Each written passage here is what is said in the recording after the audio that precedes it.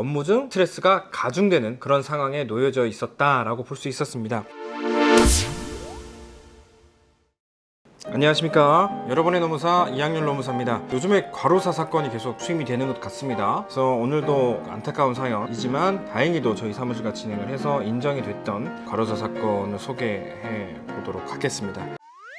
이분이 사립대학교의 교직원으로 근무를 하셨던 분이에요. 사립학교 교직원 연금법, 줄여서 사학연금법이라고 하는데요. 여기에 과로에 대해서 직무상 재해로 인정이 되면 별도로 사학연금법상 보상을 받을 수 있도록 직무상 유족연금이나 직무상 유족보상금 등 이런 보상이 가능했다. 그래서 산업재해보상보험법과 다른 법체계로 유족급여를 받으신 사건에 대해서 공유를 하도록 하겠습니다.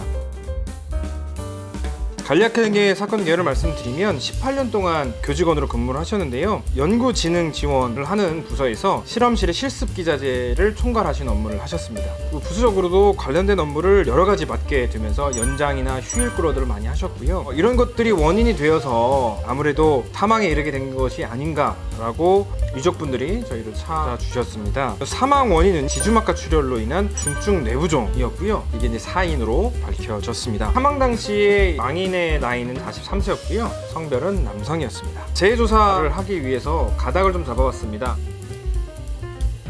만성적인 근로 12주간 평균을 해서 일주 근로시간이 60시간을 넘기는지 또는 52시간을 넘기는지 등을 확인을 했고요. 내용들을 살펴보니까 재해 발생일 이전 일주일 동안의 업무시간이 이전 12주간 평균적인 근로시간에 비해서 30% 이상 증가된 것 같다는 판단이 되더라고요. 그래서 자료조사를 한 결과 그 이전 12주간 근로시간에 비해서 사망 직전 일주일간이 36.6% 정도가 근로시간이 늘어났습니다. 그 요건 하나랑 두 번째는 아까 말씀드렸다시피 주된 업무는 실습 기자재를 총괄하는 업무였는데 그 외 부수적인 업무들이 폭증을 했었고요. 기자재 구입을 위해서 심의위원회가 이런 기자재는 필요하다 또는 필요하지 않다, 비용이 과도하다, 이런 것들을 하는 심의위원회가 있는데 사망하기 직전에 심의위원회가 덩달아서 이루어졌던 거예요. 총괄하시는 분 입장에서는 그 심의위원회에서 스트레스를 많이 받을 수밖에 없는 상황이었죠. 평상시의 업무 시간보다 사망 직전 일주일 동안 업무 시간이 평균적으로 36.6% 이상으로 증가했고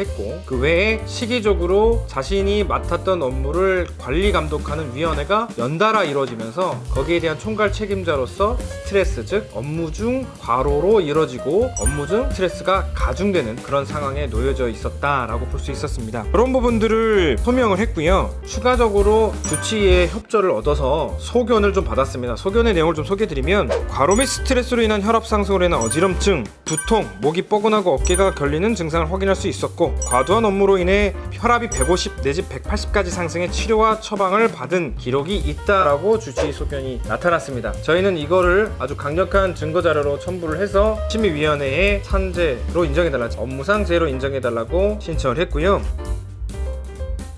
신청 결과를 설명드리면 승인이 됐는데요. 직무상 유족연금과 직무상 유족보상금 등 이런 연금 등을 통해서 약 2억 원 정도의 보상금을 수령하셨습니다. 다행히도 저희 입장에서는 어려운 사안이긴 했으나 결과가 승인으로 나타나서 고인을 잃은 망실감이 있겠지만 유족으로 입장에서는 경제적으로 어느 정도는 생계 유지에 보탬이 되셨으면 좋았을 것 같았던 사건인데요. 그렇게 돼서 저는 다행이라고 생각을 합니다.